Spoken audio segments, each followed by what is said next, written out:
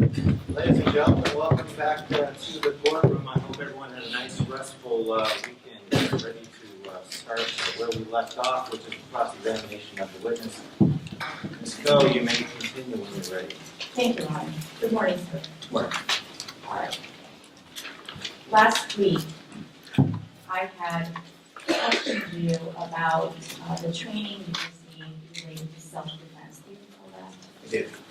And in response to your answer that it was taught at basic training and with refresher courses, I had you look at your interview summary notes. Do you recall that, sir? I did.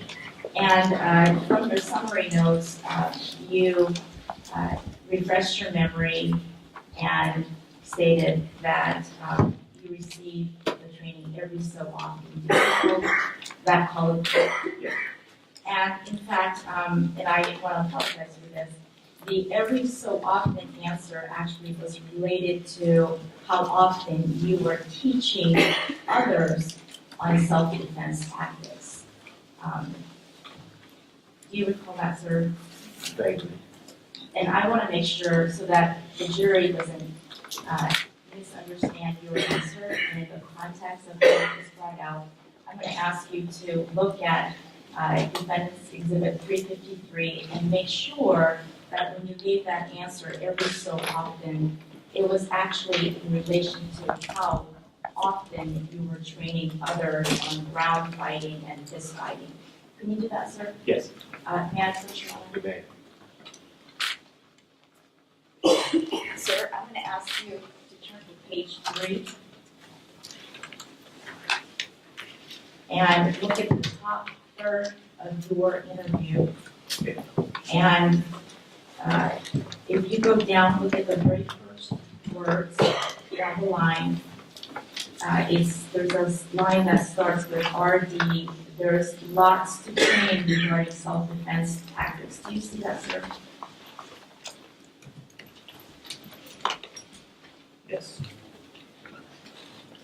Now, and the question following it, how often did these self-defense trainings occur? And your answer, every so often. Do you see that? Yes. That was all in relation to an earlier question, what kinds of self-defense tactics did you teach the Iraqis? If you go further on, do you see that?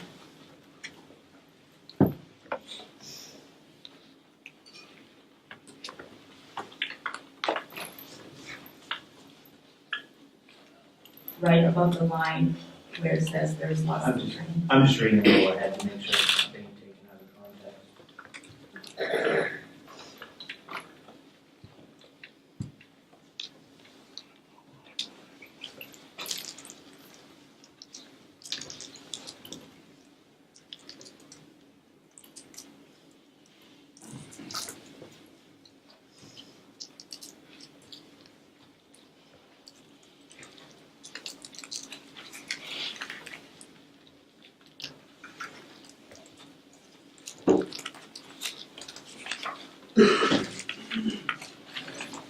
Did you have a specific question? The question was if when you gave the answer every so often, that was in relation to how often you were teaching the Iraqis. That's not correct. Okay, well, let's go to, see that line where it says there's lots to train? Yes. Read the sentence above it, the question above it, where it reads, and what kinds of self-defense tactics did you teach the Iraqis? And then your answer was, there's lots to train regarding self-defense tactics. There's ground fighting, fist fighting, and the weapons retention. Do you see that, sir? Correct. 2 lines above that, you asked, did you train individuals in one-on-one combat? Directly below that, my answer is no. Okay. Thank you for pointing that out. You're welcome. Now, I want to go back and finish where I was at. The question was, and how often did these self-defense trainings occur? Do you see that? Yes. And then you stated every so often. Do you see that, sir? I did. Okay. Now, going back to the question, my question that I started with was how often you were being trained on self-defense tactics. Your answer actually was, it was constant. From basic training until leaving the Army, training occurred from the day I started until I was out. Self-defense tactics. This training also occurred during my time in the military police for 6 years. That was the answer you gave, correct? My training, not me teaching others to train. Right. That's my answer. The answer that you gave, you were asked about how often you, yourself, Officer Donald, was being trained on self-defense. Your answer at the time was, it was constant, correct? I have to see where I said that to know if that's It's the same true. page earlier. Look at the top where it says, it starts with, yes, it was constant. Do you see that, sir?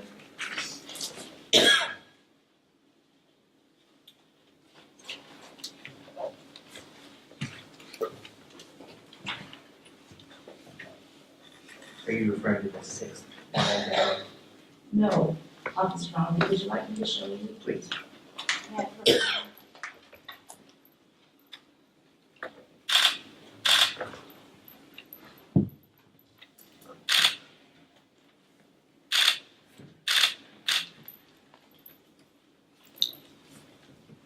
Go ahead with the question.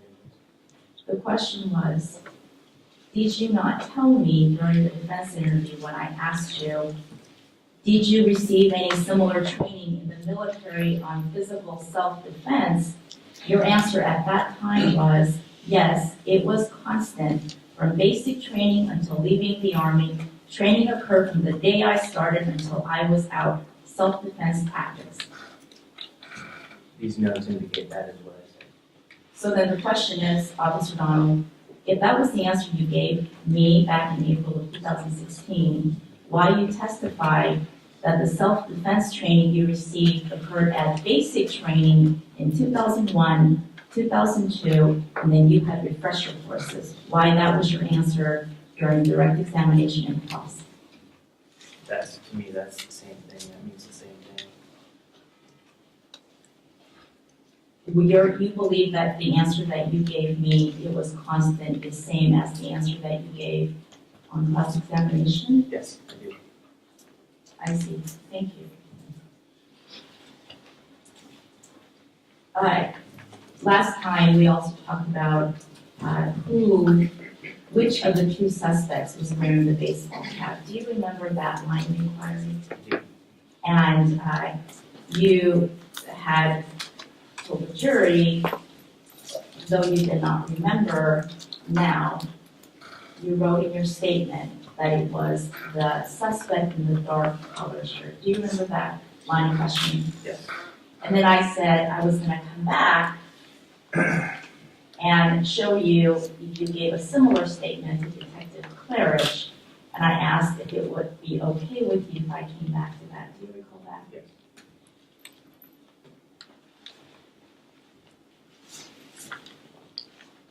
I'm going to ask you if it would refresh your recollection if you looked at the transcript of the interview that you had with Detective Claridge about which of the two suspects was wearing the baseball cap. Yes. I'm going to show you 318. Go to page 6, please.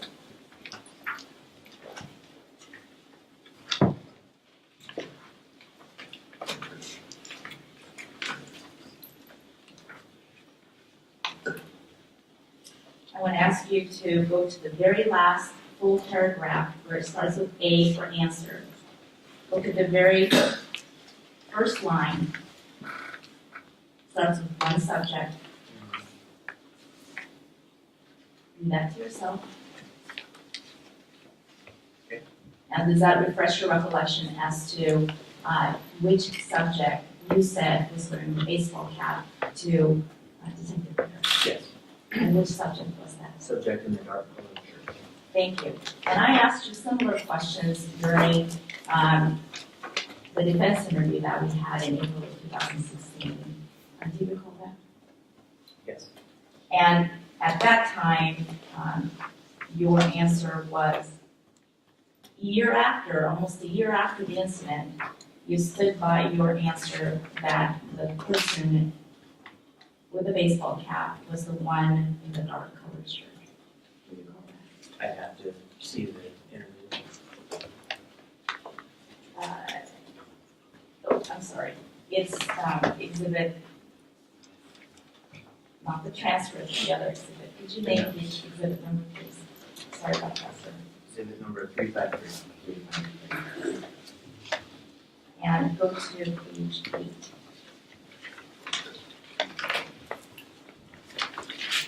Bottom third. And it starts with, and which subject was wearing the hat? Go, start reading from the bottom, go up to where you see that question. And your answer was the one in the dark colored shirt, correct? Correct.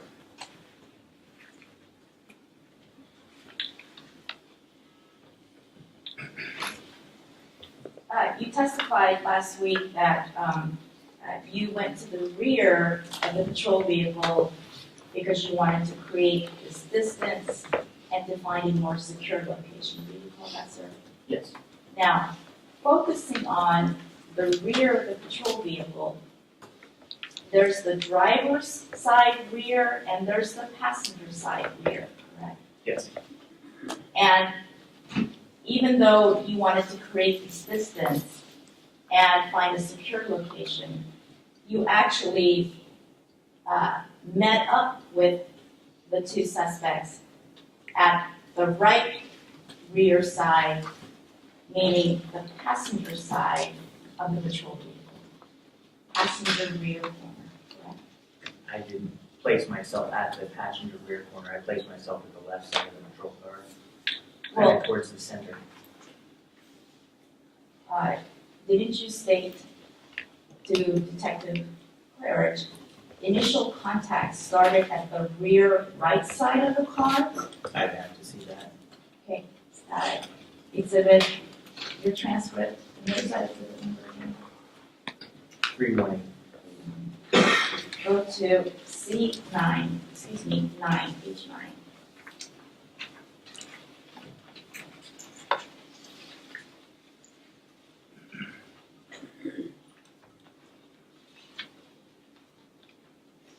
Just hold on 1 second, sorry.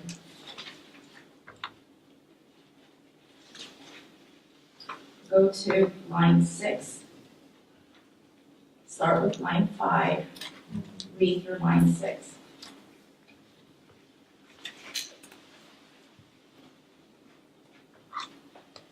Should start with line 6.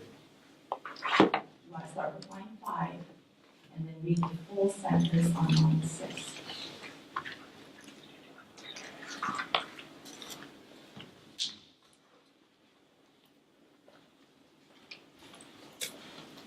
Okay.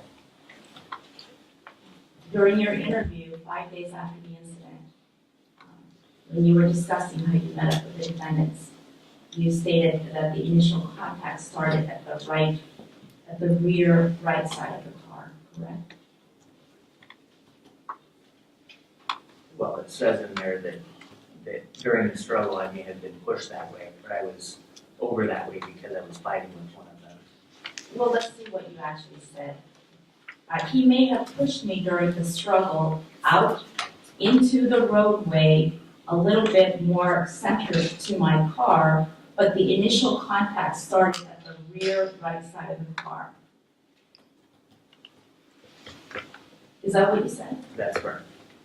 So that's what I wanted to ask you was why you just told the jury that you were on the left side of the patrol vehicle when in fact 5 days after the incident you told them you were on the right rear side. I said it was more towards the center. When the diagram was up, I pointed specifically to where around the car it was, and it wasn't exactly right on the left corner, and it wasn't right on the right corner. It was around the back side of the car. So just so that we're all understanding, this wasn't a situation where you saw them walking the left side, passenger side of the patrol vehicle, and you moved all the way around to the driver's side, you moved all the way around, and you met up with them at the right rear corner. That's not what this was? That wasn't my attempt to physically contact them, no. That was not your attempt to contact? To verbally contact them, but not to physically contact them,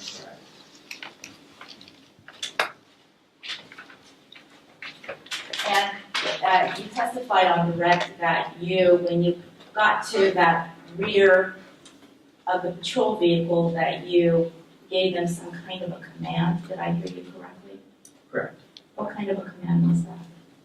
I have to see my notes. It was something to the effect, it was a lawful order to stop. Okay. And how loud was that? It was loud enough that anybody could have reasonably heard that. You weren't trying to wake up the whole neighborhood, I'm assuming, with your commands. I don't recall how loud it was. I know that It they wasn't, likely could have heard me. stop, police, get down, get down. It wasn't that, was it? I don't know the exact words that I said, but it was a lawful order to stop.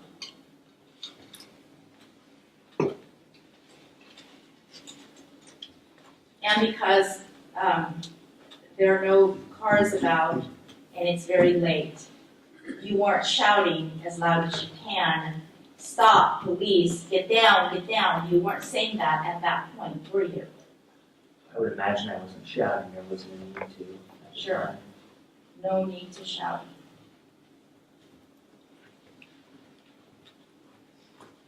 And I want us to just clarify, when we went over some of this before, your testimony was that Mr. Thompson, Andre, he was able to immediately, pull you down? See the one in the light colored shirt? Yes. He did attempt to take me to the ground, yes. Did he pull you into him? Again, we were struggling. There was some pushing back and forth and some pulling. I couldn't tell you exactly if he was pulling me into him or not. I know he was pushing me toward the ground.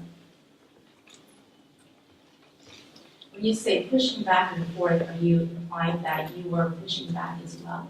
I'm implying that he had a hold of my arm and I was trying to push off him and regain control.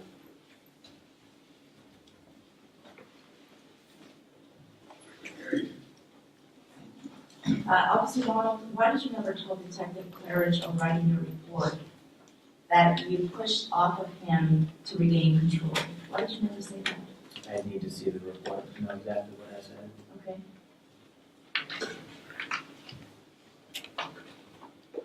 Go to page 12 of Detective Claridge, which would be exhibit 318.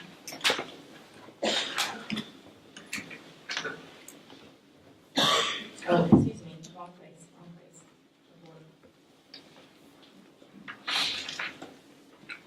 It's page 8. And I'm going to have you, and you can read the whole paragraph if you like, but read starting from line 11.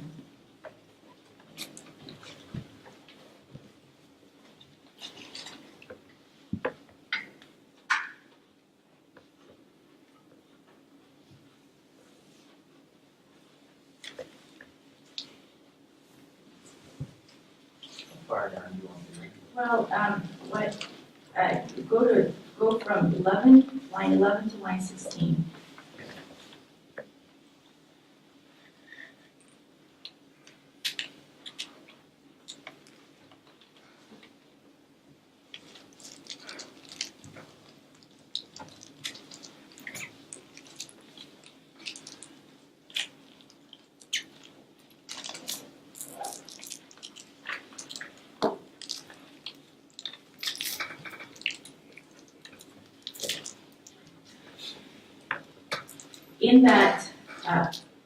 In those lines, there is no description whatsoever of you doing anything to defend yourself against this attack.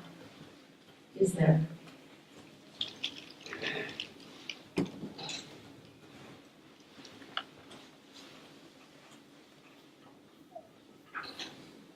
those particular lines, it talks about him physically assaulting me. And you don't recall Detective Claridge during this interview, or Detective Cole, ever wanting to flush out with you what you did to fend off this attack by the light shirt guy? You don't have any recollection of that, do you?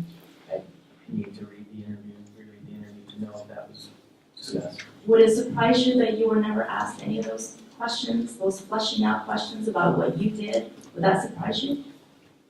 Again, I don't know if that happened or not. That's just you saying that. Okay, well, perhaps during break, you can read the entire statement and then you can come back and show the jury. If there's any question at all asking what you did. So why don't we footnote that? Can we do that, sir? You can footnote it.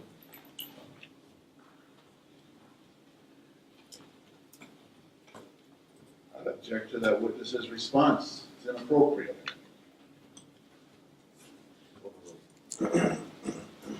Now, I want to go back and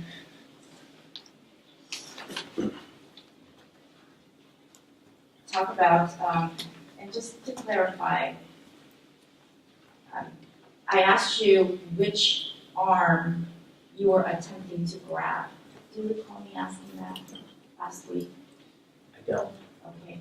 Well, which arm were you attempting to grab? Because you talked about how you attempted to grab his arm.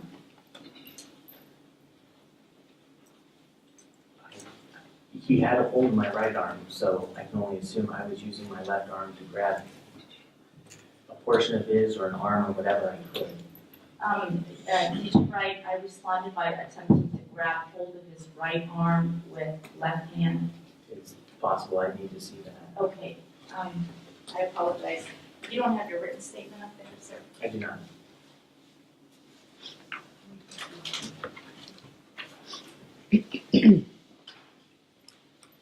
Officer Donald, I'm going to show you your written statement, sir. Go to page 4. Do we have to exhibit identify? Oh, yes, please. 3-5. 3-5.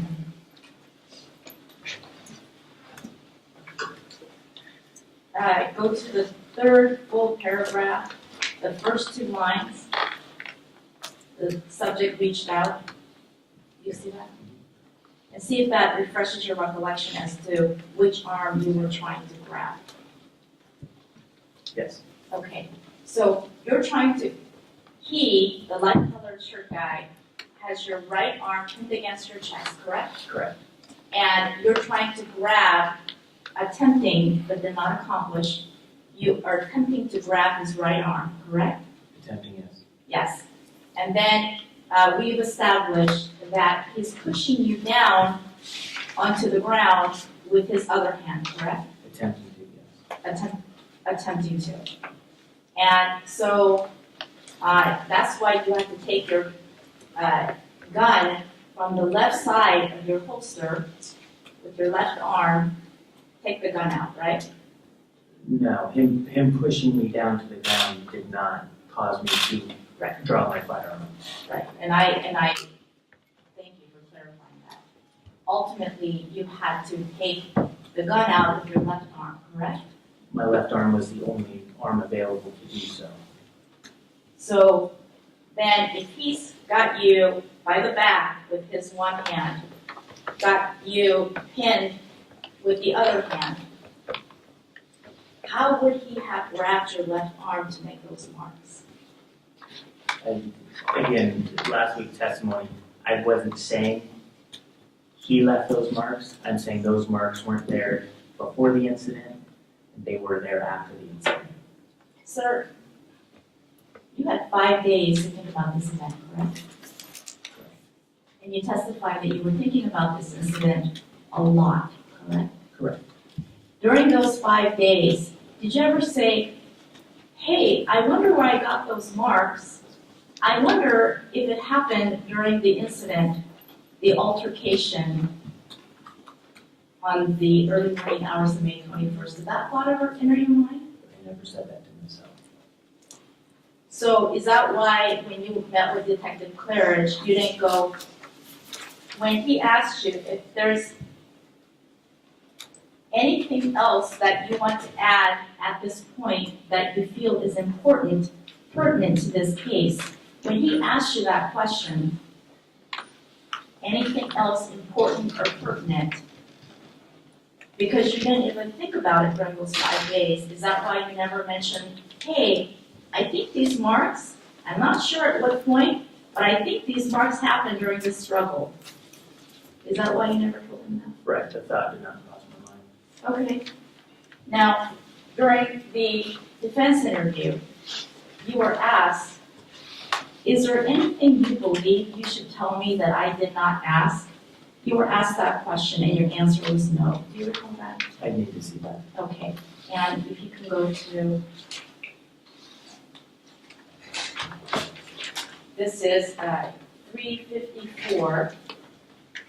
And I just want to establish, during the second interview, you did agree to have a court reporter during that interview, did you not, Officer I Donovan? believe so. And we have a transcript of that, don't we? Okay. Did you just have an opportunity to review that? No. May I put you?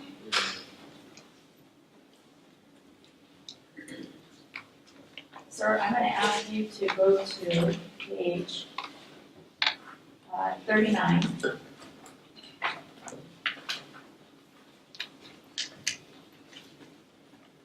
Lines 7 through 11.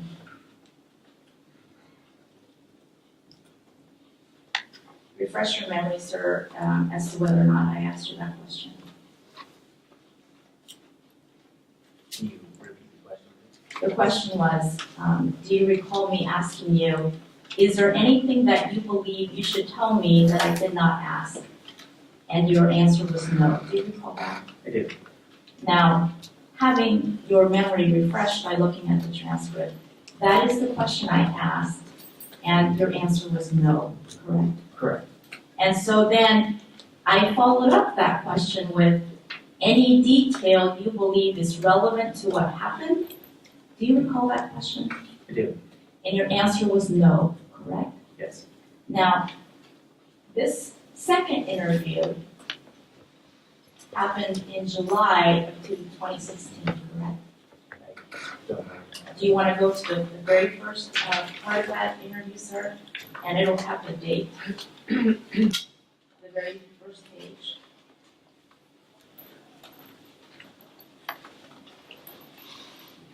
Does that refresh your memory about when that second interview occurred? Yes. So, and we're just trying to figure out when you realized that it was highly likely that these marks happened during that incident. Now, this incident occurred on May 21st, 2015, correct? Yes. The second interview occurred on July 28th, 2016, correct? Not correct. July 29th. July 29th, I apologize. So, all that time, during that over a year time, not once did it occur to you that highly likely these marks occurred during this incident. Is that a fair statement? I wasn't aware of the marks at the time. That's a fair statement. So it must have been, you must have been shown photographs of these marks after July 29, 2016, correct? I had seen some photographs. I don't know when it was. Well, it could have been before, because if you saw the photos of your arm before, then you would have said, wait a minute, I think it's highly likely that these marks occurred at the time of the incident, right? Correct. So since you never said anything like that during the first interview and the second interview, can we assume that it happened after July of 2016? Likely did happen after this date. Okay, so between July 2016 and now May of 2017, somebody showed you photos of your arm, right? We saw them last week in court. I saw the photos. Are you saying that nobody showed you any pictures before you came to court? I had seen a couple pictures. I don't recall exactly what pictures I've seen, but I haven't seen the majority of the photos. Well, I'm not asking you about that. I'm asking you actually about this arm photo that you now believe has bruises or marks that you believe happened during this incident. And I'm trying to figure out, sir, when, number one, you were shown these photos, and number two, who that was. Did you see these photos prior to your testifying in this court? Yes, And you don't remember who showed you these pictures? I don't. You don't remember if they were from OPD, the Olympia Police Department, or from the Thurston County Sheriff's Department? I don't recall.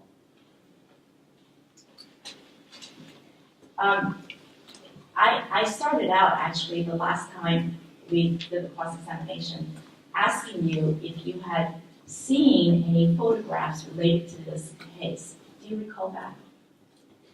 I don't specifically recall that question. Do you recall saying that you had no recollection of seeing any photographs related to this case? Again, I don't recall the question itself. Are there any other photographs that you recall now you've been shown related to this case, not these arm photos, but any other photos related to this case since you started testifying, you started to remember, wait a minute, yeah, I remember seeing scene photographs, I remember seeing casing pictures, anything like that? I've seen a few scene photographs. When did you see scene photographs? It was, I couldn't tell you exactly when. It was recent. Recent. Do you recall who showed you those photos? I don't. Was it regarding your expected testimony? Is that why these photos were shown to you? I don't recall the context in which I saw the photos or who showed it to me. I see.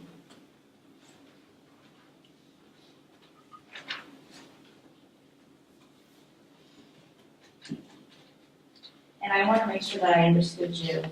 During direct examination, you may have said, and I'm not sure, did you say that when you were shooting at Mr. Chaplin, the guy in the dark shirt, that you did not have a sight picture? Is that what you said? I did not have a clear, correct, I wasn't using my sights to aim at him. That's correct. Did you not say I was looking where I was shooting? I wasn't using the sights on the firearm. Because of the position my body, Mr. Thompson had placed my body in, I wasn't able to use the sights on the firearm and line up. It's called point shooting, so I basically where my finger points is where I'm shooting. Did you receive training in shooting at a target where you're just pointing, you're looking where you're shooting? Did you receive training on that, sir, all the years in the military and LPD? Yes. So, although you weren't, what are we talking about, like not using your sights? Is there like a hole that you're looking through? What are we talking about? Firearms have sights. They have a front sight and a rear sight that you use to aim the firearm when you can. Okay, so like if you're shooting at somebody 3 feet away and your arm is not fully extended, this person 3 feet away, do you need your sight to make sure that you're hitting his torso? If they're 3 feet away, typically you wouldn't have time to use your sight. You wouldn't have time to line it up because at 3 feet away, someone can easily reach out and grab onto your firearm. So if somebody's 3 feet away, is it your testimony based on your training and experience that it's highly likely you would miss your target? It depends, you've got adrenaline going, you've got a lot going on, you've got tunnel vision, auditory exclusion, you're in a very high stress situation, your blood goes to the organs that need it and leaves other areas of your body. So there's a lot of dynamics that go into shooting someone that closely when they're trying to grab your firearm. So because of everything that you just said, even though you may have years and years and years of experience with firearms, how to shoot, where to shoot, how to handle your gun, even though you have all this experience, that under a situation that you just described, you could miss 2 out of 3 shots, even when that person is 3 feet away. Is that your testimony? It's not unheard of. Now, we were discussing when we left off, I believe, at the point where your gun is underneath your right arm and you're shooting at Mr. Chaplin, the guy in the dark shirt,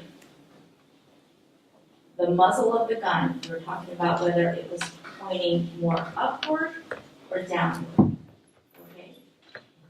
And, sir, your muzzle actually was pointing more upward, correct? I wasn't looking at the muzzle, I was looking at the threat. Well, just by reasonable deduction, you're bent over, he has you almost down to the ground. Your arm is underneath your left hand is underneath your right arm, thus lowering the position of your left arm. Mr. Chaplin, the guy in the dark shirt, is standing upright, With the skateboard above his head, right? Mhm. And you're aiming for center mass, which is the torso. to the best of my ability. So if you're looking at where you're shooting and you're aiming for center mass, can we assume that your muzzle of the gun is pointing more towards the upward direction? Again, I couldn't tell you, I wasn't looking at my firearm, I was trying to stop the threat. But you were looking up at him, correct? When I observed him swinging the skateboard toward my head, and I don't know if I watched him all the way through or not, but there was a time where I saw him swinging toward my head. There was, when you were trying to shoot him, you were looking up, correct? I saw him during the struggle.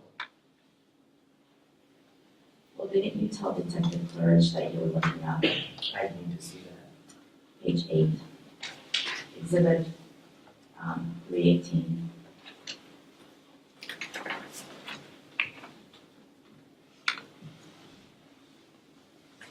Go to line 22, please.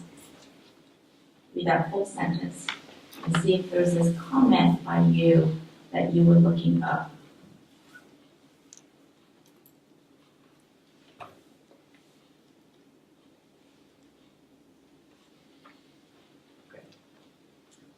Does that refresh your memory about whether or not you said you were looking up and that's when you saw the skateboard up over his head? Yes. Okay, so if you're looking at what you're shooting and you're looking up, is it fair to assume that the gun muzzle would have been pointing upward? It says I looked up at him, so I wasn't, it doesn't say I was constantly watching his every movement. It said I did look up and observe him. So did anyone tell you about the bullet strikes on the asphalt pavement? Yes. Who told you that? It was discussed, I believe, by the prosecutor. And in what context were these bullet strikes discussed? Were you asked to explain how these bullet strikes landed on the ground when you were shooting at this person who was standing upright and you're bent over? No. Are you able to give any kind of an explanation based on the training that you received and the experience that you have if you're shooting in the position that you just described, how the bullets, 3 bullets, struck the asphalt? Yes. How is that?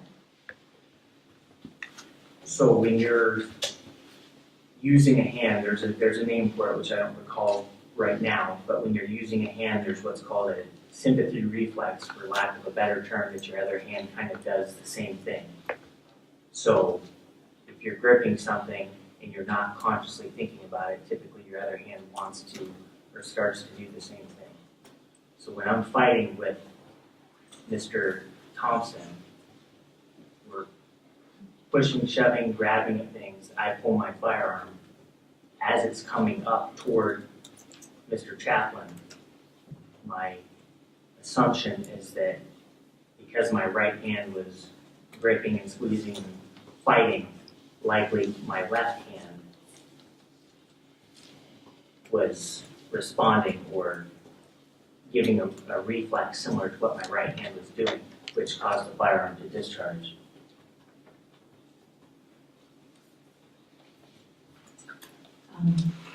Because I have no training and experience, I didn't understand any of that. But let me ask you this.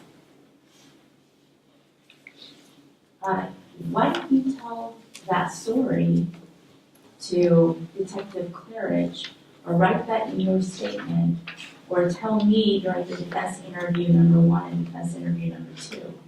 And in fact, why did you not say that during your direct examination? Is there an answer to that? I don't know that I've been asked specifically about that second in time. I don't know if I've been asked that in interviews.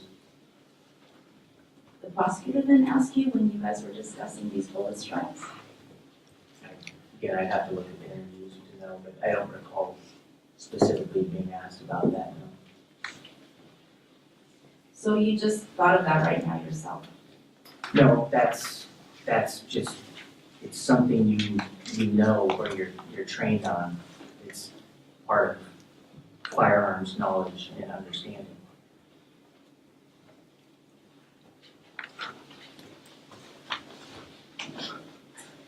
That firearm training and understanding that even though you may be shooting at a target upward, that somehow your other arm causes you to point the muzzle downward into the asphalt. That's the basic theory. Well, as I'm drawing my firearm, it's naturally pointed down until I get it into an upraised position. So there's a period of time where your firearm, where you lift it up, it just doesn't automatically point straight up when it comes out of a holster. And sir, I guess I need you to explain this to me so that I can picture this in my mind. If your right arm is pinned against you, and you have to bring your left hand underneath your right arm, are you saying that the muzzle was actually facing you? No, you're not understanding it. No, I'm saying when you remove your firearm from the holster, it's naturally, the barrel is in a down position because that's how it's carried in the holster. So there's a period of time when you orient the firearm from the ground to pointing up toward whatever your threat is. I do not point the gun myself. I see. So you're saying that you mistakenly discharged your firearm in a downward position 3 times into the asphalt, bang, bang, bang, before you even got the opportunity to move the muzzle upward to point at the target that you were trying to shoot. Is that your testimony? My testimony is that I was actively fighting somebody and trying to stop a deadly threat. And the firearm discharged while I was actively, essentially fighting 2 subjects. Well, how come you never said that? Ever? Why did you not ever say, I was trying to shoot him, I was aiming at him, but my firearm discharged sooner before I had the opportunity to shoot his torso? Like, why did that subject, why did you not ever think about that and say that? Again, I don't know if those were specifically addressed in the interviews. Well, when you're describing how this whole incident unfolded and what you were doing and how you shot him with your hand underneath your armpit, why at that point you said, but you know, I have to let you know that actually, even though I was looking up at him and looking where I was shooting, and I had my arm in this position, my gun actually discharged sooner than I had anticipated, discharged into the ground. Why you never said that? I don't know what to tell you.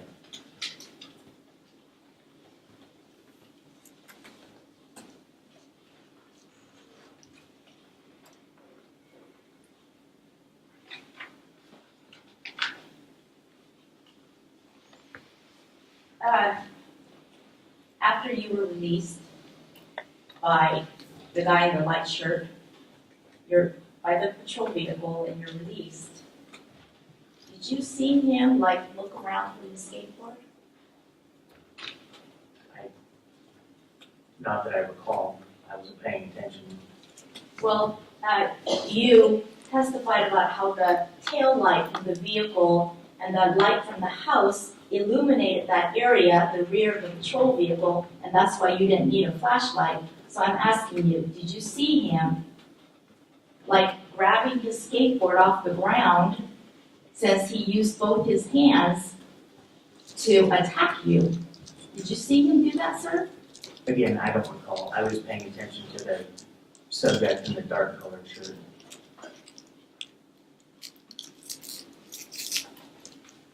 In fact, what you stated previously was that immediately after he let you go, he started running on down. That's what you said.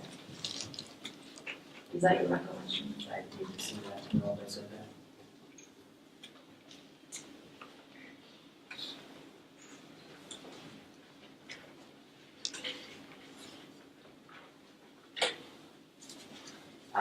Written statement, page 5, and that would be 351.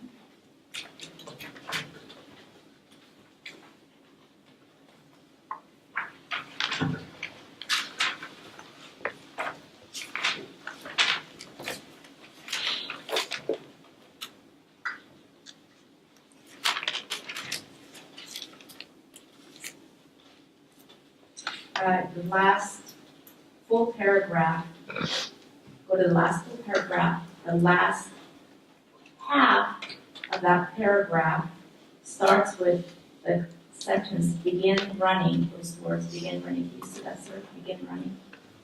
Yes. Okay, now go all the way down to the end and read that sentence where it talks about the suspect holding me in a hunched over position. Yes. You wrote, the suspect holding me in a hunched over position released his grip and also began running northbound. Correct? Yes. So now that we've established you had 5 days where you were thinking about this incident very much because it was so unusual, had you seen this guy who held you in a hunched over position, if you saw him let you go and then start looking around, where's my skateboard? I know I had it, it was in my hand, looking around, you would have made a mental note of that and certainly would have noted it. Possibly. Because you wanted to include, as you stated, you wanted to include as much detail as you could, even though at the time you may not have recognized the relevance. Those were your words, correct? Correct. Any reason why you may not have included anything like that? I included exactly what I saw at the time. So if he still had his skateboard after the altercation with you, he had his skateboard and then dropped it when he hit the garbage can and it went flying off his hands. You don't know, as you sit here, how he ended up picking back his skateboard without even seeing you. I don't even know if he's the one who hit the garbage can or the recycle bin, or couldn't tell you who did the recycle bin. Okay.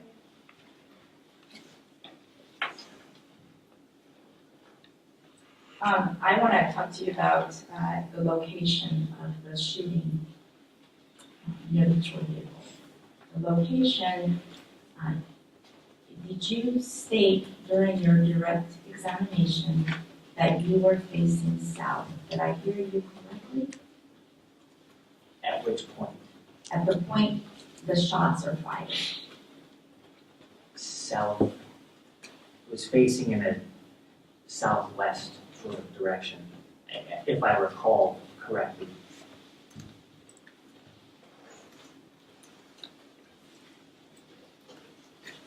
Now, during the defense interview,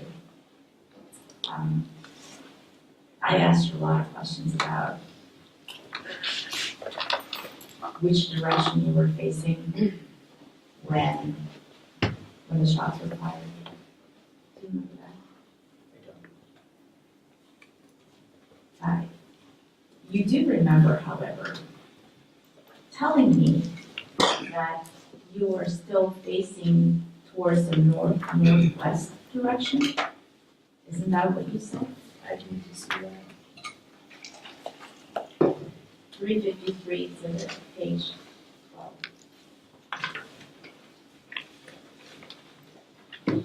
Could we have some clarification as to which defense interview, since there was two? I'm not sure which one we're referencing. 353 is the first one. Okay, thank you.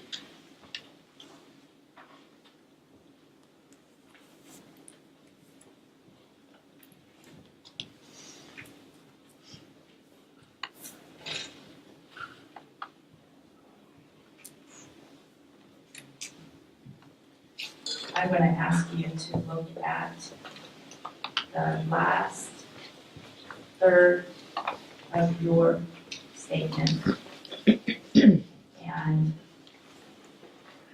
And look for the sentence, the first couple of words from the left side where it says, I took out my firearm. Yes.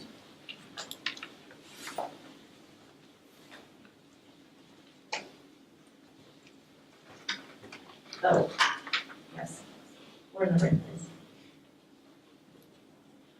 Okay. Do you see the statements still facing towards the northwest? I do. Okay.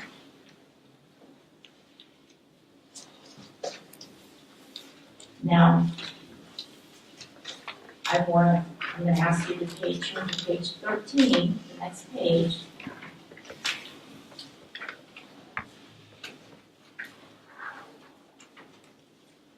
Look at the top third and look at SK for my initials.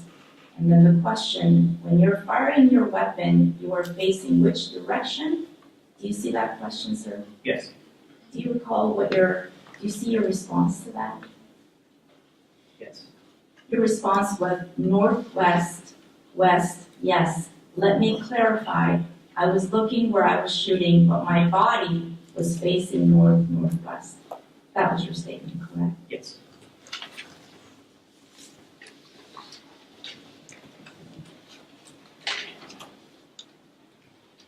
So, why did it go from northwest to south?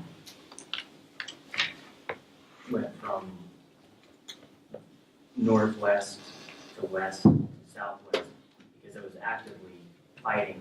You're making it sound like this was a static situation, like we were standing there and it all happened very slowly. It was actively fighting two people essentially, and we were moving around quite a bit. And this happened in a matter of 2 or 3 seconds. Well, I guess the question is, Officer Donald, why did you just say when I asked you that question, you know, it was a really dynamic situation, Ms. Coe. We were moving around, bodies were going from here to there, and I can't tell you in which direction I was facing when the shots were fired. Why you did not tell me that during the defense interview Instead, you said, "Let me clarify, I was looking where I was shooting, but my body was facing north-northwest." Why you made that comment? I don't have an answer for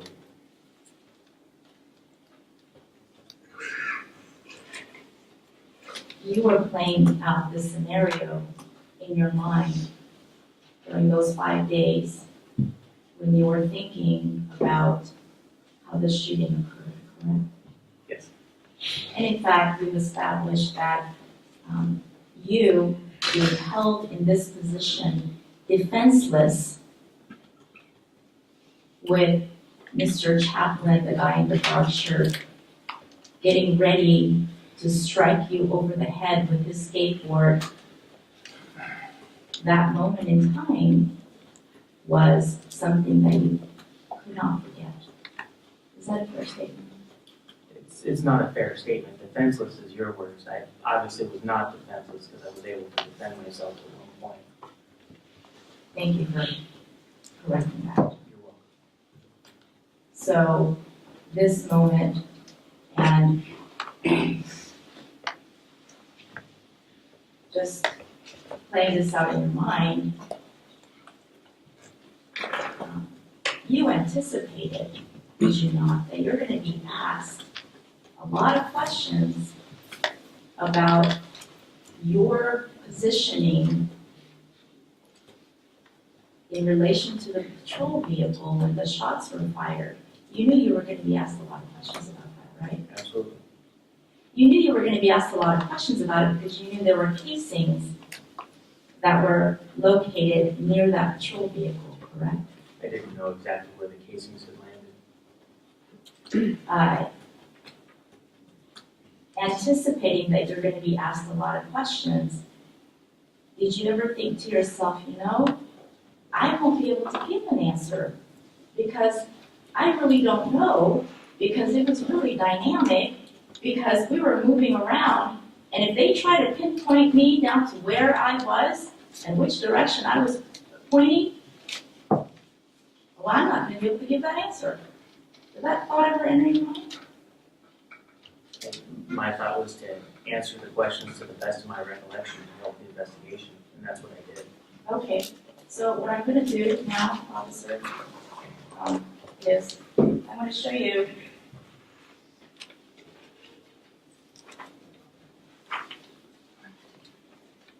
what's been marked as Defense Exhibit 356.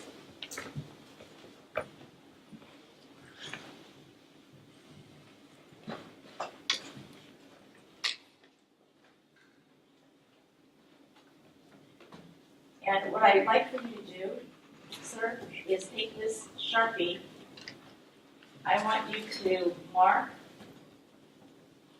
X where you believe you were, and an arrow in the direction that you were firing. Let's start with that, okay? And first of all, can you just identify for the record, what this exhibit is? It's crossed out, but I believe it says 136. Actually, no, the Oh, exhibit number's on the back, 356. 356. And it's just a photograph of your patrol vehicle and the rear portion of it, is that right? Correct. Okay, so now, we have a picture of your patrol vehicle, we have the back of it. Mark an X where you believe you were, and the direction that you believe you were facing.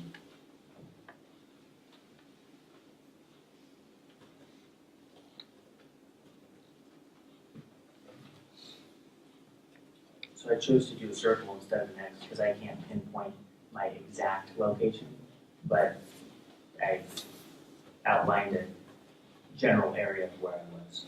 Okay. An arrow in the direction where you were facing, your body was facing.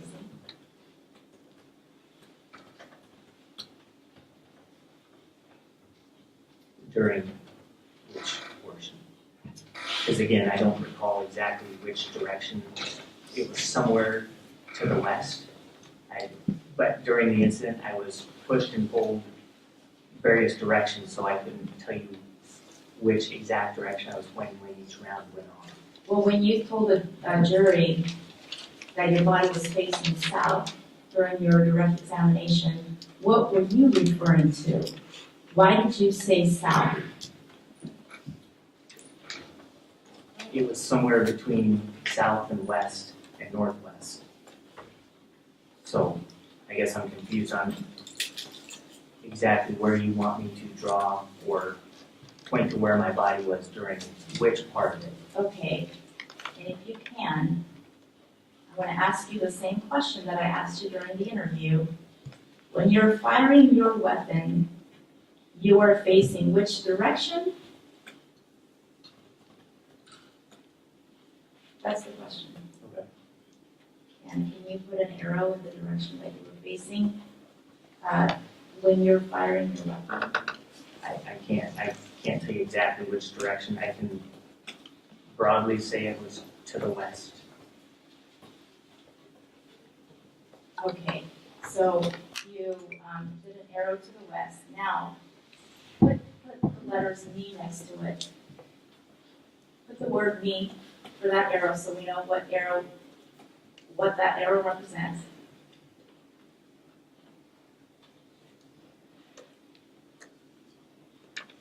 Now, picture your left arm, left hand, underneath your right. Your target is behind you, correct? Correct. And you're aiming for your target, who is so close to you, he's about a foot or two away from you. So draw the direction of your fire.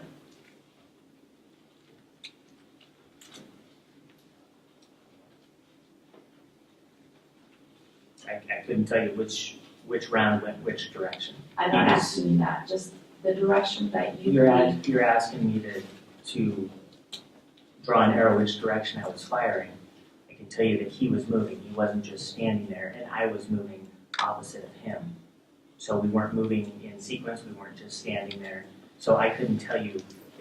There's several rounds that went off. I couldn't tell you which round went which direction. They were following.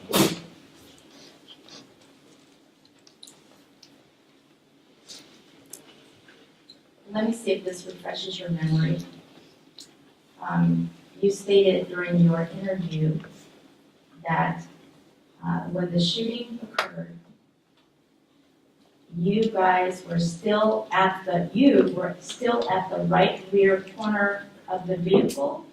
That was the question, and your answer was between the right rear corner and the center of the trunk. Do you recall that? That's what's in the notes. Okay, does that refresh your memory just a little bit? Yes. Okay, now, in fact, let me see if this further refreshes your memory. He may have pushed me during the struggle out into the roadway a little bit, but more centered to my car. That's what you told Detective Claridge, correct? I need to see that to know if that's what I said. All right. Detective Claridge is 318, page 9. Let's go, we think about a breaking point.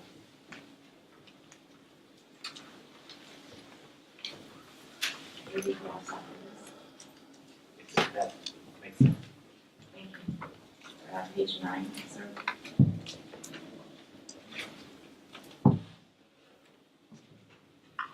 Lines 4 through 6.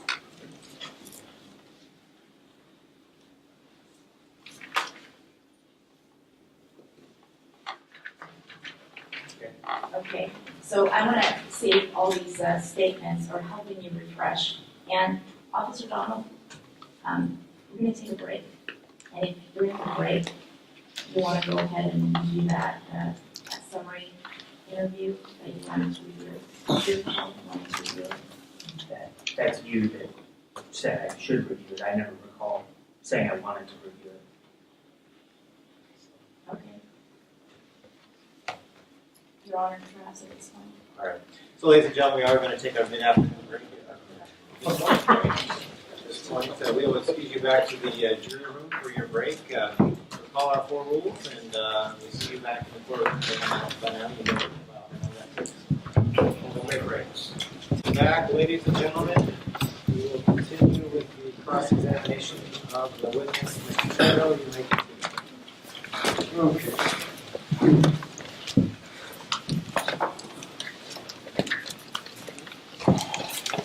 Officer Donald,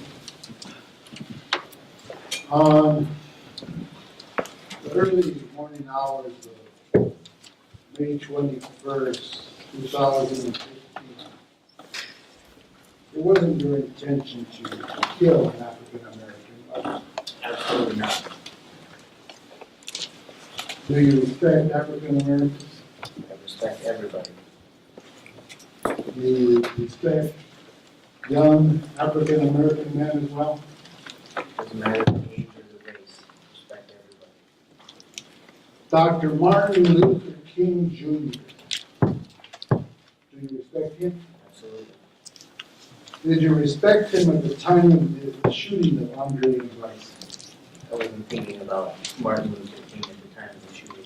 But in the back of your mind at that Objection, time, Your Honor, relevance. well, you know what the relevance is, Your Honor. Again, I object as to relevance of this question.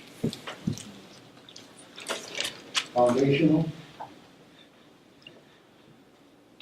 Trying to find the question.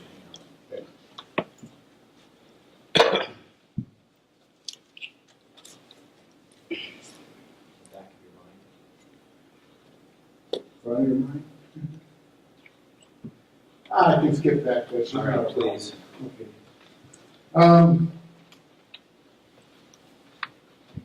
You had a Facebook account back on May 21st, 2015, correct? I did.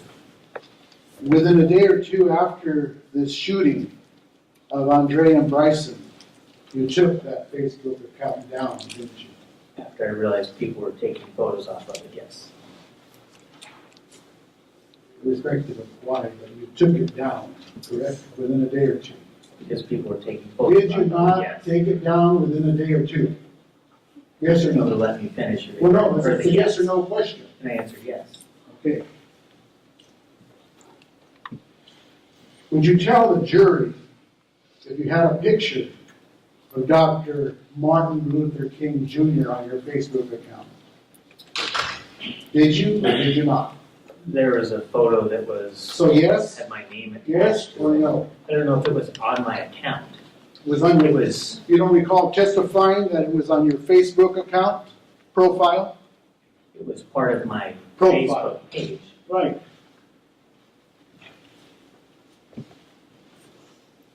Would you agree that that particular photograph of Dr. Martin Luther King Jr. put him in a negative light? Absolutely not. Okay. Would you agree that that posting was derogatory toward Dr. Martin Luther King Jr.? Absolutely not. Do you agree that Dr. Martin Luther King Jr. was one of the greatest civil rights heroes in this country? Of course, May I approach, Your Honor? you may. I'm handing you what's been marked as number 346, defense 346. Do you recognize that? I do. What is it? The picture of Martin Luther King Jr. May I holding approach, my- Your Honor? Let me show you. Oh, okay. And is that the photograph or picture that you had posted on your Facebook account? 7 years ago, that was on my Facebook page, long before I became a law enforcement officer, yes. I didn't ask you that. You understand a question and you understand an answer. It's being taken out of context. Well, no, it's not. Putting it in context. This photograph was posted on your account on the day that you shot at both Andre Thompson and Bryson Chaplin, correct? No, that's far from the truth. It wasn't there? It was not posted on my It Facebook. wasn't on your profile on May 21st, 2015? No, it was 7 years prior to this date. Did it remain there as of May 21st, 2015? If someone found it on my Facebook page, it was somewhere. On your Facebook page. Permission to publish? move for the admission. Your state objects to the admission of this document. Irrelevant.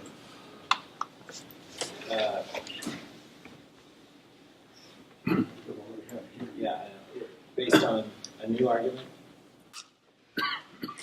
No, same objection, again, towards relevance and confusion of the issues. Understood, overruled. No. What's the number? 346. Exhibit 346. Ms. Coe? Over the objection of the state, exhibit 346 shall be admitted. May I publish? You may.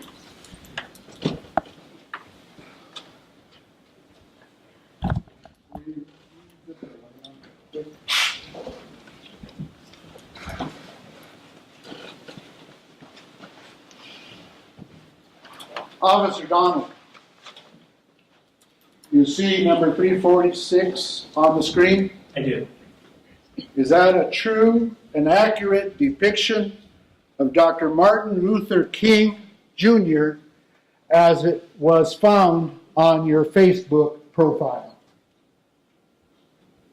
It wasn't on my Facebook profile. What do you call it? It was something, it's a photo that I had liked at one time. It would associate my name with that photo.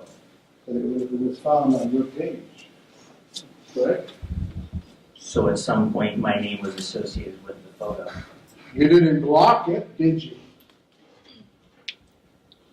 You didn't block that photograph from appearing on your Facebook page, did you? If you like a photo or post a photo, you can't block it from showing up on your Facebook page, is my understanding. Are you saying that you cannot prevent a photograph from appearing on your Facebook profile? If you don't like it or don't post it, you can. But you liked it, didn't you? 7 years ago, yes. You liked it. Yes, I did. And you liked it enough to permit it to remain there as of May 21st, 2015, didn't you? And you don't permit things to stay a certain period of time, it just stays. It just stays. Just happens to stay there, right? According to your testimony. I guess it does. How about other African-American heroes on your Facebook profile? Did you permit other ones to exist? Objection.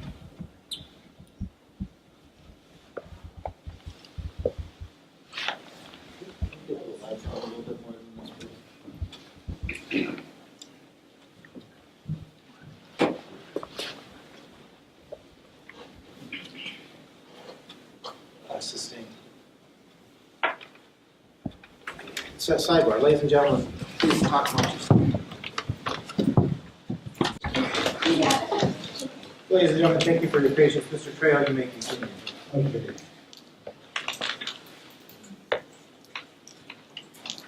You dispute that the photograph makes fun of Dr. King? It's simply a play on words. Isn't it also a play on the man? The hero? That may be the way you interpret that, but that's not the way it was, the intent behind the post 7 years ago. Would you agree that Dr. King, being a man who gave his life for this country, deserves more respect than that photograph? Objection, Your Honor. How is that relevant? I'm going to overrule the objection. You ask a question.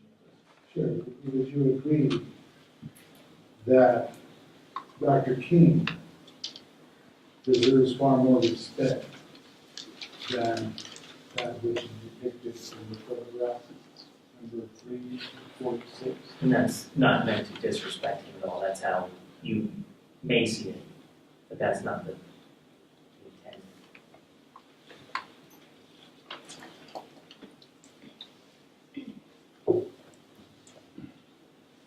You know, we talked a lot about the non-lethal items that were available to you in lieu of using deadly force on this particular early morning hours of May 21st, 2015. You also had a Mossberg 500 shotgun that propelled beanbags, correct? Correct. And the shotgun itself was not a shotgun that was located in the trunk of your patrol vehicle, correct? Correct.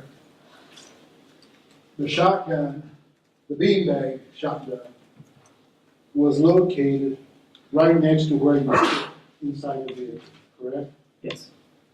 So if you wanted to access that beanbag shotgun prior to exiting your vehicle, how much time would that have taken?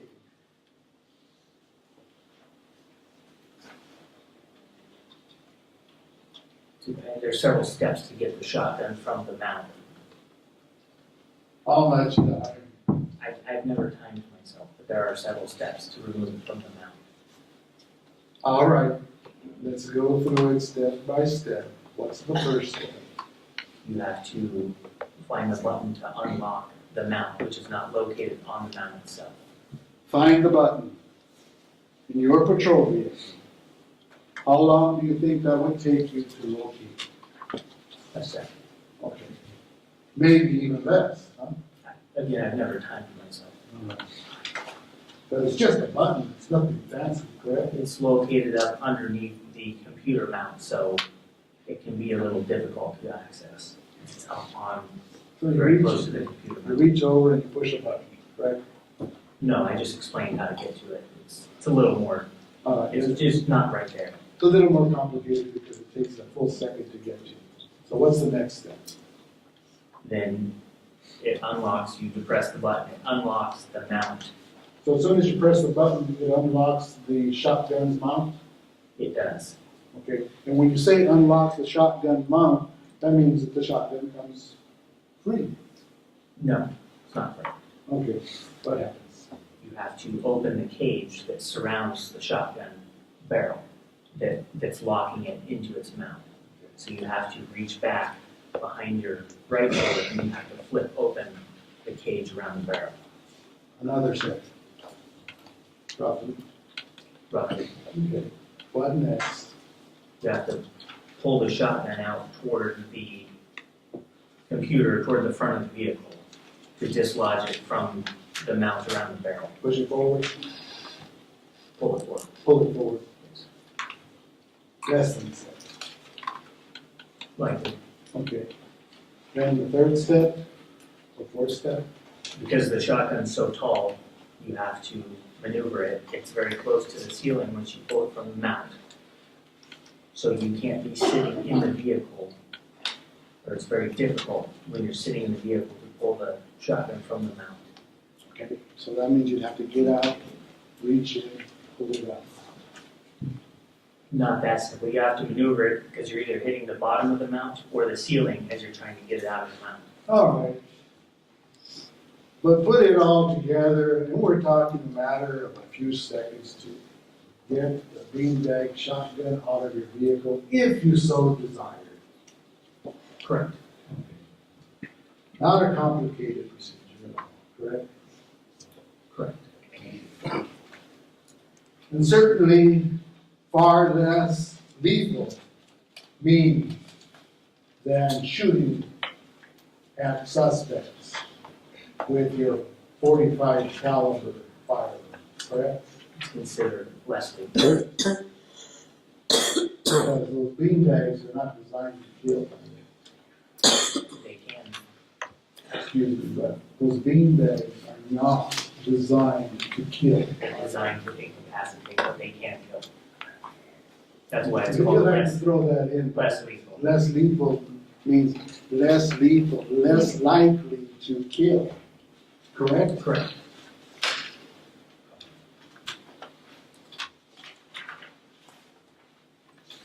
Also in your vehicle was a medical bag, correct? Yes. After you shot Bryson in particular, Because he was the one that you stood over until the other officers arrived, right? The darker shirt one. I didn't stand over him, that's inaccurate. What did you do? I stood in between them and back away from him so I could watch. Because they might have jumped up and attacked you after they'd been shot and lay there bleeding. Well, they were still moving around and cursing at me though, so. Right. In other words, and one of the things that they were cursing at you about, even before you shot, right, in fact, right after you shot Bryson, Andre yelled at you specifically, why the fuck did you shoot my brother? Correction, Your Honor, there's no evidence to that, and there's been no testimony on that. Well, Ask the court to strike and admonish counsel. did you yell at him and cuss at him?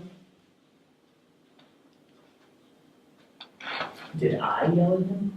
Yeah, I yelled at him lawful orders to stop coming toward me, put the weapon down. but forget about the lawful order, but did you yell and cuss at him? Absolutely not. Was he cussing at you? There was some inaudible, I believe there were probably some curse words in there. Yeah, A lot of and screaming. the curse words that you overheard included, why the fuck did you shoot my brother? Objection, Your Honor, no one's testified to it. Actually, Officer Evers did testify Yeah. that he heard Mr. Thompson yell without the F word, Yeah, without the F word, but he did testify to that. He said he yelled. no, He no, didn't no. give any words.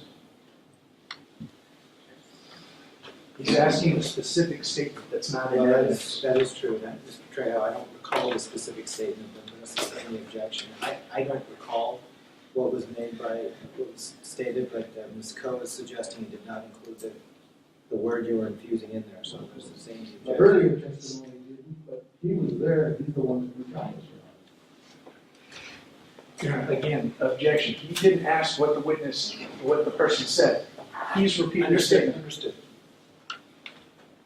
Objection is sustained at this point. Do you recall Mr. Thompson cussing at you, There may have been some curse words in there, I couldn't tell you verbatim. including the F word? I couldn't tell you, I don't know. What do you recall, putting aside what you don't know? Recall he was very angry, he was pointing at me and then he started coming toward me. Why did you do this, something to that effect? I'd have to see my statement. to- I'm not asking you about your statement. You gotta have a memory of some sort, don't you? That was nearly 2 years ago. You have a memory? I do have a number.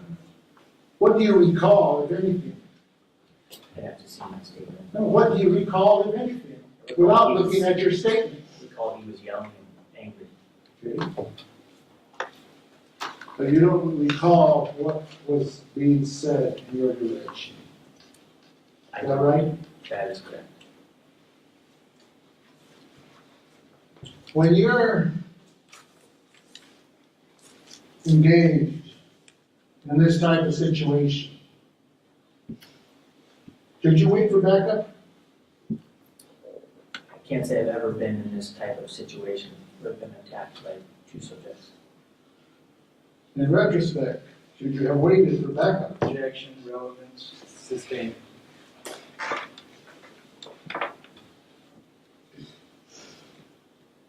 Does policy call for you to wait for backup? For Objection. officer safety purposes? Asked and answered. No? Overruled. I'm sorry, yes, I mean, Does policy, OPD policy, call for you to wait for backup for officer safety reasons? No. Absolutely not? there's no absolutely, they can't plan for every single situation. But there's no policy saying every time you contact somebody, you have to wait for backup.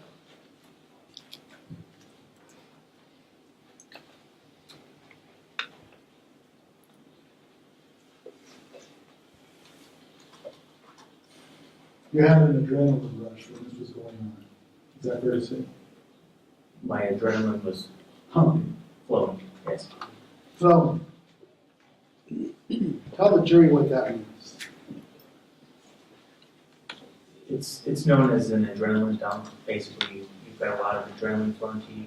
You get, when you're in a situation similar to this, you get auditory exclusion, tunnel vision, certain things that happen to your body, blood rushes to the organs. Your body basically, for lack of a better term, goes into survival mode and does what it can, shuts down certain parts of your body so it can focus on staying alive, also known as fight or flight.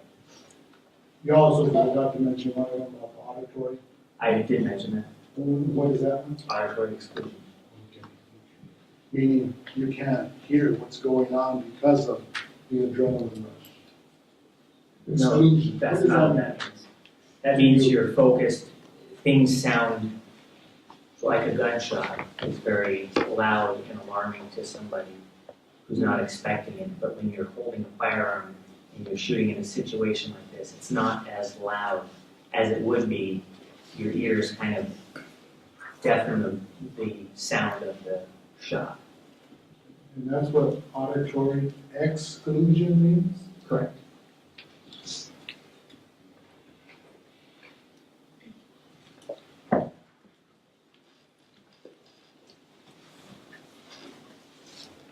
When you made the statement, have a seat near my push bars, you testified that that was in the same tone of voice as you're testifying today? That makes sense, because you were testifying to Yeah. Mr. Jackson, Yes, is that right? yes. So you've got two individuals approaching you, according to your testimony. One of them supposedly has a skateboard above his head, approaching the vehicle. And you're talking in this calm voice, telling them, have a seat in front of my vehicle. Is that right? That is not correct. Well, what is it? You're the one that said it. I told them initially, before he had raised the skateboard above his head and ran towards the patrol car, hey gentlemen, have a seat at the front of my patrol car. So they're 20 feet away from your vehicle, quickly approaching you, and within those few seconds, you tell them, have a seat in front of my patrol car. I don't know the exact distance, but it was definitely loud enough that they heard me. Or Well, they could have reasonably heard me. now it's loud enough, and yet before it was the same tone of voice that you're testifying. What is it? Which one is it? Reasonably loud enough that they could have heard me. And they're approaching you, according to your testimony the other day with Mr. Jackson, quickly, They're approaching the car. quickly. Well, you're right there next to the car, on the driver's door, correct? Correct. And they're approaching you quickly, walking fast, right? Again, they're approaching the car quickly. All I right, was how in the long, opposite of where I was. how long do you think it takes them, or it took them, to walk 20 feet at the quick pace they were going? I wasn't timing them or measuring distance. I couldn't tell you. And even today, after you've taken so much time to put together multiple statements, you can't tell us an estimate in terms of how much time it took to approach the front of your vehicle. Is that right? That's not right. I haven't put together multiple statements. I've given the same consistent statement Oh, you've since given or a, so time. you've given a lot of statements, right? It's all the same statement, yes. But you always want to go back and refresh your memory, right? Because you don't remember what you put down, correct? 2 years ago, correct? 2 years ago, even a year ago, correct? Correct.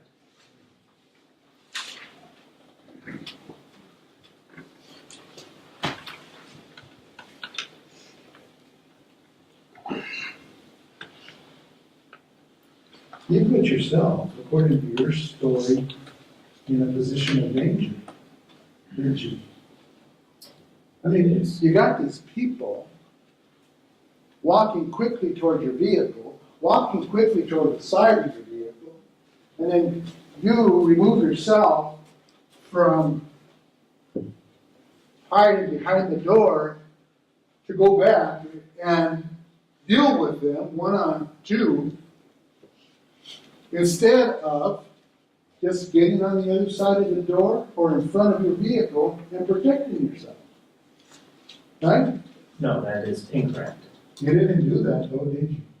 As I explained, I was creating distance because I wasn't sure which way they were gonna go around the patrol car. They were walking on the other side of the patrol car. They were walking from the front to the back of the patrol car, and you didn't know which way they were going? They were walking fast, they were nearly running. That's what I'm saying. And instead of protecting yourself, you go to the back along with them. No, that is incorrect. Well, you're the one that says that they were on the other side of the vehicle walking to the back fast, right? No, when they were up at the corner of the vehicle, I created distance and went to the back because I wasn't sure if they both or one of them were gonna go around to the driver's side.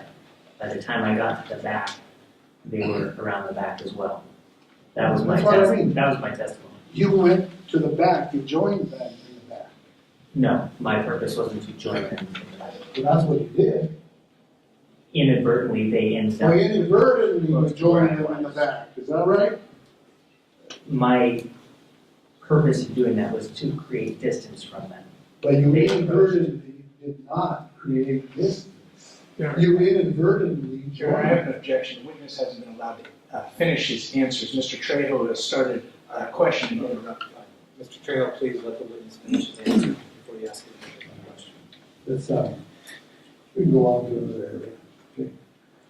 Remember how you were asked about the photograph of your forearm? Yes, And you were actually shown a lot of photographs before you testified over the course of this case, weren't you? I don't know what a lot is. 30 or 40. I didn't keep track of how many photographs I saw. Several. I saw a few photographs. A few. The prosecutors didn't show you more than a few. I saw a few. Again, I What's a can't few? estimate a number. I guess I gotta do this again. In your mind, what's a few? I don't know. I can give you an estimation of how many photographs I saw. Is a few at least 10, I don't recall. 5, I don't recall. 4, I don't recall. 3, I don't recall. 2, Don't recall. 1. I don't know. You see how unreasonable it sounds for you not to be able to equate even 1, 2, or 3 as a Objection, argumentative, sustained. You can't give us any number as an estimation. You're trying to lock me into a for No, no, sure no, no, number. no. I can't give you a number. No, I didn't say, I'm not locking you into a number. I'm telling you to just please give us a rough approximation of the number of photographs that you saw prior to testifying. And I've answered that several times. I don't know. Or you don't want to say. No, I don't recall because it was a long time ago. When's the last time you met with the prosecutors prior to testifying? Including lunch, if you did. The weekend before testimony last week? Last week? The weekend before. Okay. And how long did you meet with them? A few hours. And during those few hours, did they show you any photographs?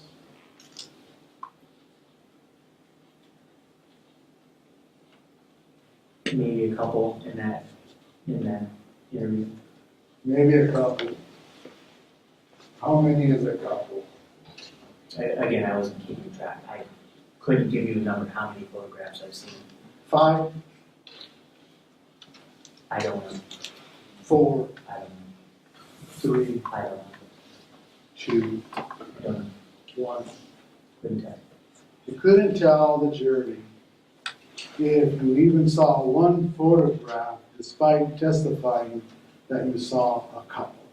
Is that right? It was, Is well, that right? a couple's more than one, so yes, they saw more than one. Okay, well, that's what I just finished asking you. You didn't want to answer.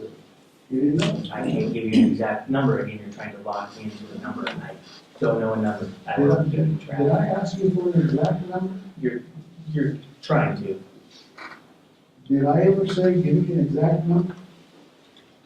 You didn't exactly say that, but it's obvious that's what you're trying to do. You're not. Correct. And if I tell you, I'm not trying to lock you into an exact number, but could you please give us an approximation? Can you help us out with that? Couldn't give an approximation. Did they teach you how to use that little pointer for different photographs? No, it's common sense.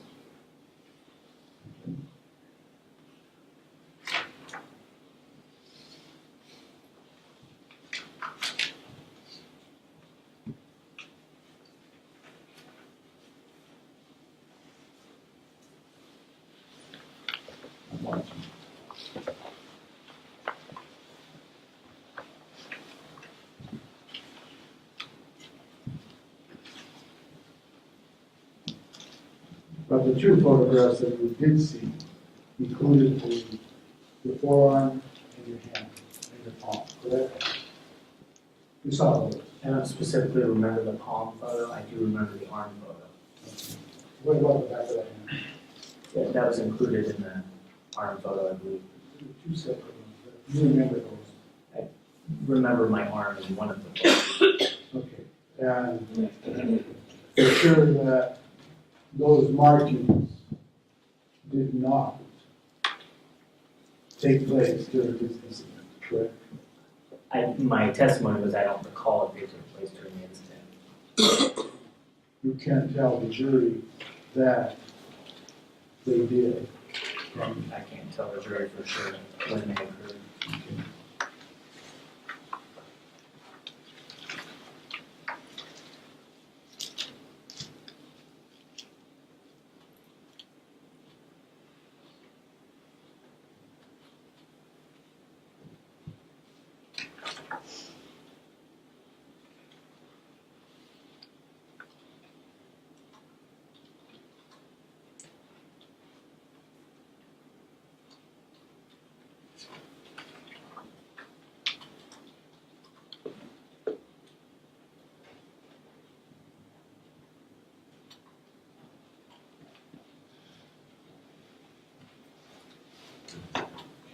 Thank you.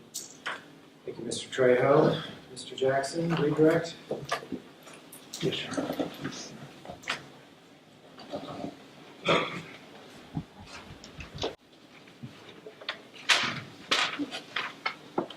Officer Donald, you stated that it's difficult for you to remember what you said about this incident 2 years ago, as well as a year ago during the defense interview. Did I hear you correctly, sir? Correct. Are you also having difficulty remembering what you told this jury last week during your direct examination? Are you having difficulty remembering what you said during your direct? It depends on what you're asking specifically. Well, I had asked you during my cross if you recall telling this jury without any reservation that you had your gun, your muzzle of the gun facing north when you fired those shots. I asked those questions, did I not? You did. And you stated that you could not remember what you stated. Is that correct? I need to see the transcript to know if those are my words. Is that because you don't remember what you said in direct? That's correct. Is there a reason why you don't remember not only what you said, but you have no recollection of your muzzle facing north? It's impossible to remember every word I've said, even in the last hour. Sir, when you met with the prosecution, did you guys discuss the direction of the gun, the muzzle of the gun? I don't believe we did, no, That discussion never came up. not that I recall. On direct, because you wanted to know what you said, on direct, you stated that it was facing north in response to Mr. Jackson's question do you have an idea or can you estimate the general direction you are facing? Well, let's talk about your firearm because I guess that's the most critical issue. Do you know which direction your firearm was or your muzzle of your gun was facing when you fired? You don't remember that? I need to see the transcript to know verbatim what I said. Okay, I'm going to show you a certified transcript of last week's testimony. It needs to be marked for the record. It does. I apologize, Sean.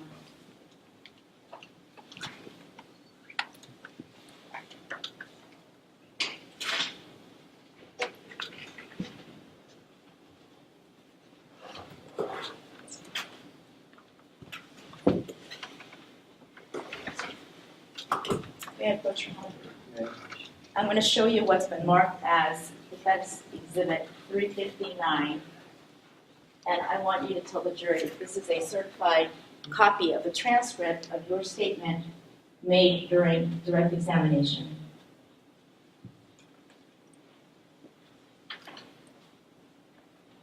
Is it a transcript of your direct, sir? It appears to be. Do you have any doubt that it is? I'd have to read through it to know.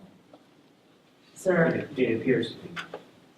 well, why don't you look at the certification from the court reporter just to make sure that it's a certified transcript of your direct testimony, the portion where you're discussing the direction of the muzzle. Ask the court to take judicial notice that it is.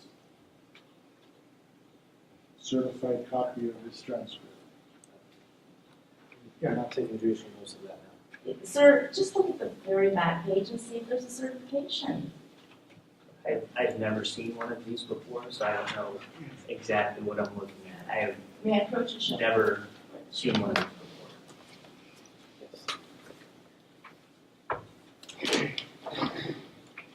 Certificate of reporter. That's what it says. Do you have confidence that this is a certified transcript of your statement, sir? It appears to be. Okay, now, if you can look to that one page where you're talking about the muzzle and the direction it was facing, just open your transcript, sir, don't be afraid. I'm not afraid. Do you know which page it's on? There's only one page, Officer Donald. There's multiple pages in here. Officer Donald, Yes.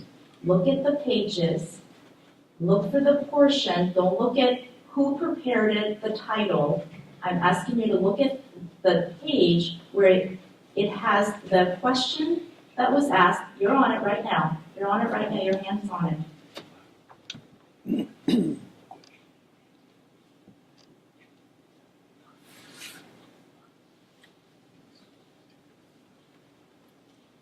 Okay. Now, does that refresh your memory Yes. about the question that was asked Yes. and the answer that you gave, correct? Correct. And when you gave that answer, you didn't add all this other answer about how you were bouncing around, being spun around, how you can't say where you were, you can't say where the muzzle was. You didn't add any of those things when you gave that answer in response to Mr. Jackson, did you? Apparently not. So, if your gun is facing north, the muzzle of your gun, because that's the critical issue in this case, the casings with the ejection port on the right side, the casings would land to the right, correct?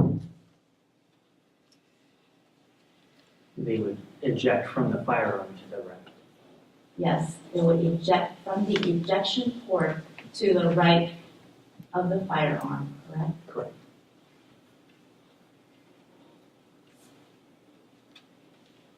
Sir, when I was asking you to mark in the photograph the direction, the arrow in which the gun was facing, you had difficulty doing that, didn't you? Did. And in fact, the difficulty was so great that you actually did not do that, correct? I did to the best of my abilities. Well, you drew the direction that your body was facing, but there's no arrow in the diagram that the jury saw where there's an arrow pointing where the firearm was facing, correct? That's not correct. I told you that the arrows indicated the general direction my firearm was facing as well. I do recall that. Sir, do I need to show you your own arrows? No, I recall that. Okay. Sir, do you think that your memory of the direction that the gun was facing would have been better a year ago when you were interviewed by the defense? Would that be a fair statement? I wasn't paying attention to where the muzzle of the firearm was in relation to my body. I was making sure it was pointed towards the deadly threat. Sir, a year ago, had I asked you to diagram the direction in which you were facing, or where you were facing, or where you were in relation to the vehicle, would you have been able to do that, sir, because your memory was better back then? I couldn't tell you what I would have done a year ago. I don't know. Actually, when you were asked to diagram, you refused, didn't you? I may have, but that's my legal right. You refused to tell me when I wanted you to draw a diagram of what we've been talking about for hours. You chose not to do that, correct? I chose to let the physical evidence speak for itself. In fact, I asked you to diagram at least 3 other drawings of where you were positioned and where the 2 suspects were positioned, and each and every time you refused, did you not? I need to see those transcripts where I refused. So do you really want to see the transcripts, or do you? It would help refresh my memory. Okay. Let's go to D, 353.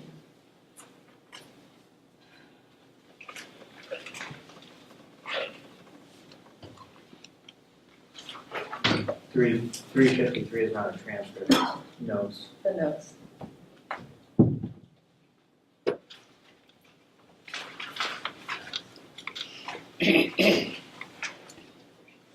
Go to page 9, sir.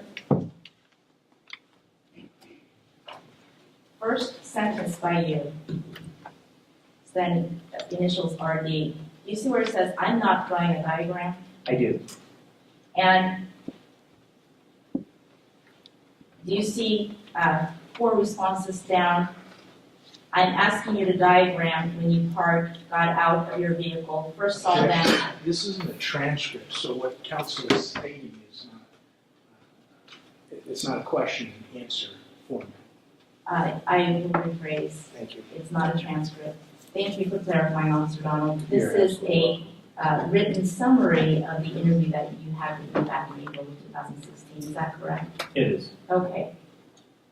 Now, 4 sentences down is where I'm asking you to diagram when you parked, got out of your vehicle, and saw them for the first time in relation to you.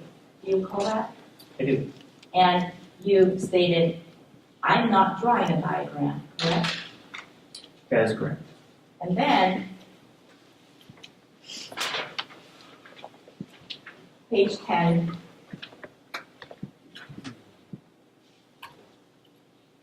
top third, 1, 2, 3, 4, 5, 6, 7, 8, 8 lines down. I'm asking you again, are you comfortable to diagram that? And your response, no, I won't draw this. Do you see that, sir? I do. And then, further down,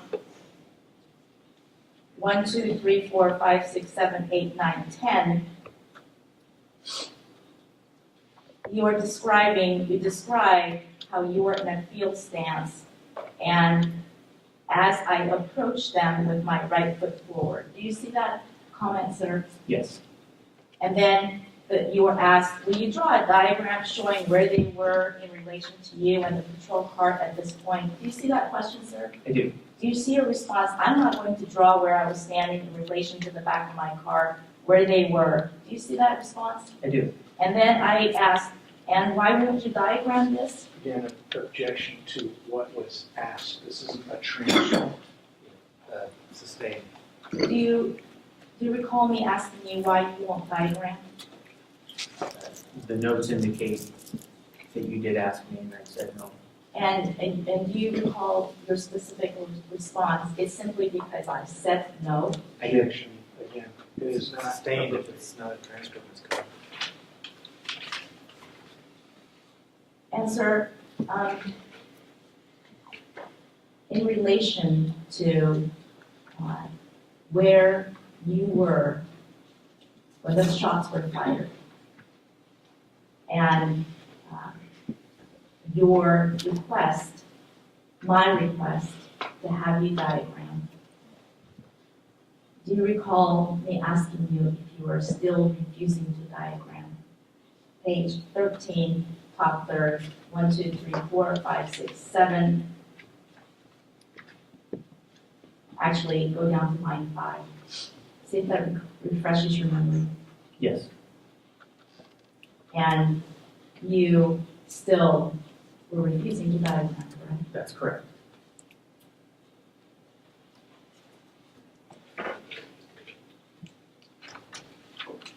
Sir, you liked this posting on Facebook, this particular posting that Mr. Trejo asked you about. Did I hear you correctly? You liked it? Are you talking about the actual clicking on the like button? Or are you just saying, do I like the photo? I heard you say on direct that you had it in your Facebook album because you liked it. Did I hear you correctly? That could mean that I clicked on the like button, which would archive the photo. Did you like it because it was a play on words? This was a play on words, and I enjoy ice cream. Sir, did you ever hear the I Have a Dream speech by Reverend Martin Luther King? Did you hear that? I haven't heard the whole speech. Well, you know of it, don't you? I do. You know the significance of I Have a Dream speech, do you not? I do. And you understand that this speech is so very important to so many Americans, Objection, especially. relevance. What other people find important is not an issue. All right, no speaking objections, please. I'm going to overrule the objection for now. Sir, you understand, do you not, how important this speech is to so many Americans, don't you? I can only speak for myself. I don't know what other people find important or not. Sir, we had a hearing about this, and they said that you Objection, Your Honor. understood. Improper. Move to strike. Jury will disregard the question. Ms. Coe? Sustained. Did you not previously state that you understood the significance of this I have a dream speech I to understand. others as well? I understand some people find it significant. And you also understand and know and believe that this speech is so very important to the African American people because of what it represents to them. You Objection. understand that, don't you? Objection. Or this speech can be important to any race. You're the one singling out a single race. Sir, It can be important to Caucasians, sir, to African Americans, anybody. thank you. You are a police officer with the Olympia Police Department, correct? That is correct. And your job as an Olympia police officer is to serve and protect people of every color, regardless of race or ethnicity, correct? Absolutely, and they do that. And you have a Facebook account where you had it before you took it down that was open to the public, correct? Correct. And you understood that having it open, that people could look at this posting in your album that you still kept after so many years, they could look at it and be offended. Did that thought ever occur to you, sir? Relevance. What other people's thoughts are not relevant.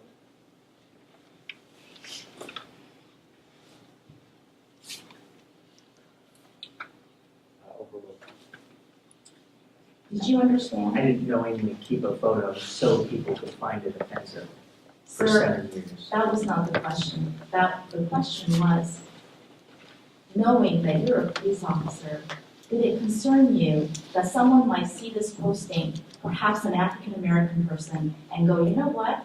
This is offensive to me. Did that thought ever occur to you?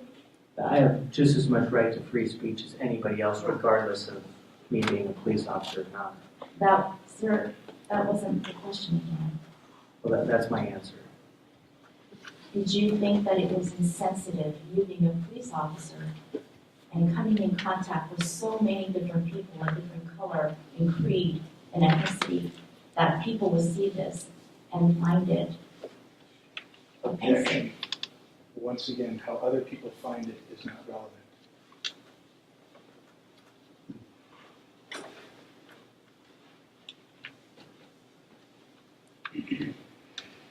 Questions focused on the witness. I'm going to allow the question. Yes. Did it concern you at all? Or did you care at all that people would see this and go, how could this police officer have this kind of posting that denigrates the dream speech? Did that thought ever occur to you, sir? That's your opinion. I'm asking you if that thought occurred to you. Absolutely not. And your testimony is that the posting, which takes the I have a dream speech and changes it to I have a dreamsicle, that you found that that in no way was denigrating to the speech by Reverend Martin Luther King. Absolutely not. It's a play on words. You stated that you experienced this auditory exclusion. Did I hear you correctly? You did. So at this point in time, when you have seen or you believe Mr. Chaplin and Mr. Thompson were both in the woods, you were waiting for backup at this time, were you not? I was. You were waiting for backup because of what happened by the patrol car, correct? Correct. You were asking for assistance, correct? Yes. And you were looking to the south and you were looking to the north for any help that might be coming your way, correct? Correct. And you were listening for signs of backup, for help by other officers, correct? I wasn't specifically listening for it. I was focused on where the threat was and that they weren't coming back toward me. Sir, I'm just asking you, were you listening for help? Perhaps sirens coming to your aid? I had an earpiece in my ear. I was. Ms. Kobe, think about breaking point. Your Honor, it's not very much further. Okay. Are you saying that because of your earpiece, when you were listening for help, you missed Officer O'Brien and Officer Evers speeding by you with lights and siren? No, I'm saying because I was focused on the two subjects who just assaulted a police officer. I was focused on them and not my surroundings other than that.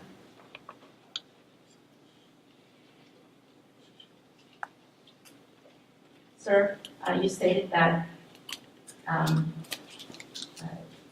the two suspects, that they were the ones who were coming after you. Did I understand you correctly? Can you put that into context? Okay, well, let's put it this way. After you fired those shots by the patrol vehicle, they ran from you, did they not? Correct. And after they ran from you, you found Mr. Chaplin hiding from you, correct? As I was attempting to set up a perimeter for other officers and the canine. And you are telling this jury that these men, even after you fired multiple shots, and specifically at Mr. Chaplin 1 or 2 feet away, that he still came at you with a skateboard when you have a gun pointing at him, yelling, "I'll shoot, I'll shoot." Is that what you're asking the jury to believe? That is accurate, yes. And so not only did Mr. Chaplin come at you knowing that you're going to shoot at him because you did before, Mr. Thompson, your story is after Mr. Chaplin is shot multiple times and he's rolling on the ground and perhaps yelling, "I'm dying," Mr. Thompson is coming at you without a skateboard, clearly unarmed, just coming towards you when you have a gun pointing at him and you're saying, "I'll shoot, I'll shoot." Is that what you're saying? There's a lot of inaccurate statements in that statement you just made. Sir, you thought Mr. Thompson had a skateboard on your back? I never said that.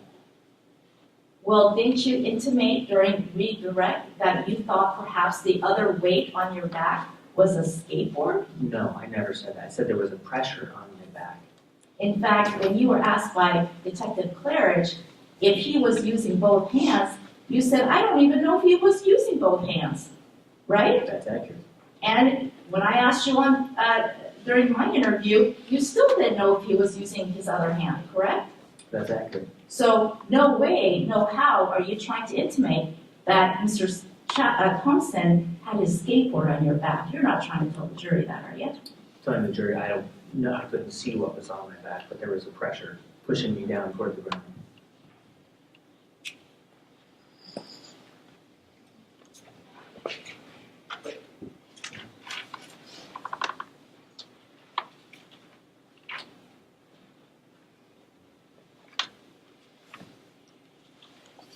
Thank you very much. So ladies and gentlemen, rather than finish at this point, we're going to have to say goodbye to you this evening and resume tomorrow morning. We'll call on 4 rules. Remember, it's very important not to discuss this case and not to let anybody discuss it with you. That includes no viewing, viewing or listening or being exposed to any report that may be in the media about this case. No radio, no television, no newspaper. If anyone seeks to influence you, you must disregard any influence in its entirety. No investigation or research on your own about any of the issues that may be relevant to this case. And come and go as directed by the bailiff. We will hope to begin tomorrow with you at 9 a.m. I hope everyone has a nice evening.